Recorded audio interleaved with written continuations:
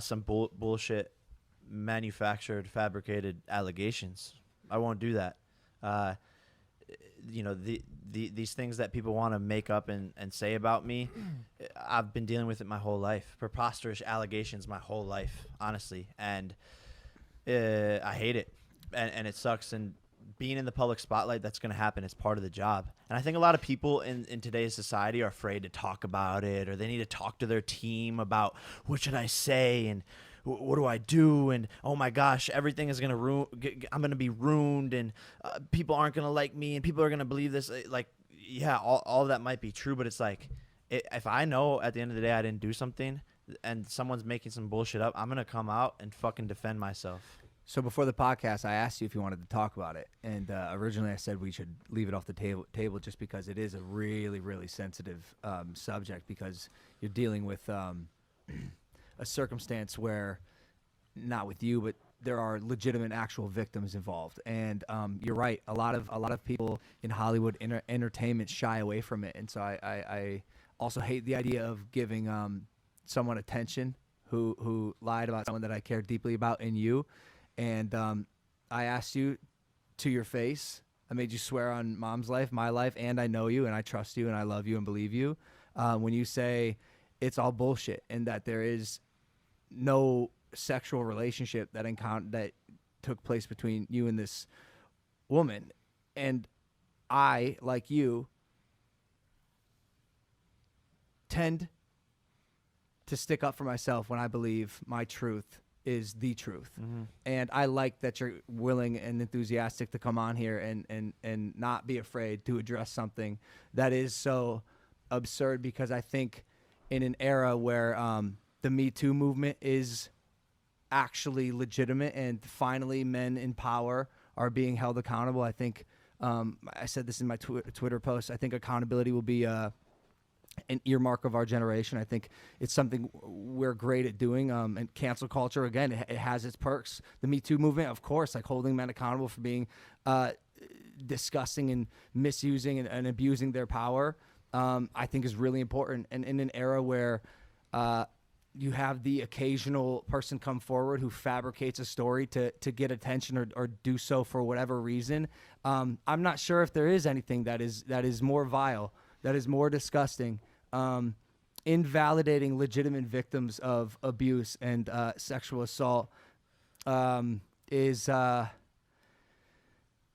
breaks my heart. It breaks my heart. And so I was willing to put my foot down with you and stand in solidarity, because again, bro, I've seen it. I've seen you and your name be thrashed around and abused and lied upon for the past 2-3 years. And this one is absurd, man. And I hate that it came out in fight week, by the way. Yeah, I feel like that's a timing type of thing. What a coincidence. What wow. a coincidence. The biggest week of your life. Of course. And this was years ago, she claims, yeah?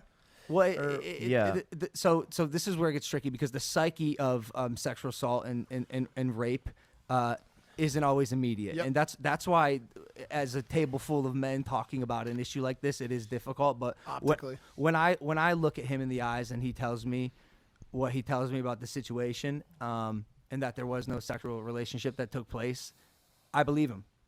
And I'm willing to put my name and stand beside my brother in this specific circumstance, because it is bullshit, man. If any girl, and I even talked about it on this podcast before, which is why I feel so strongly about this, man. I went online one day and there was a girl who made an 18-minute video with very specific details about a date that I took her on, and I got aggressive with her and abused her halfway through the date and stormed out. Never met the girl in my life. No idea who she is. Never even had seen her. And that's how I know, like, this is unfortunately happening. And when it hits this close to home, I'm so fucking not cool with it, man. Because, like, again, there are fucking real victims of some serious shit that fucks them up for the rest of their life. And when women cry wolf, it makes others not look real. It is the worst, man. It sucks. I think lying about a situation is as equally evil as doing that situation. So if you have the heart to commit an act like that, is in my eyes equal to committing fake like news about it because you are watering down. At what point are we just going to hear a story like this and just be like, well, that's going to be sad. If we ever get to a point where we hear something like that and be like, I agree with you. I agree with you on that. Especially given the climate that we're in. Normally in a climate where it wasn't as polar opposite as believe all victims and and question all stories. I've always fallen somewhere in the middle. Investigate all claims. I'm right in the middle of both of them. Thoroughly investigate all claims and have a decision making and a process around the findings, okay? But in the climate that we live in, the statement you just made about a claim being almost a false claim being almost as damaging as an actual case is true, because a false claim can quickly become a real claim in today's society because of the internet, because of the culture that we exist in. So the internet can make a false claim a real thing.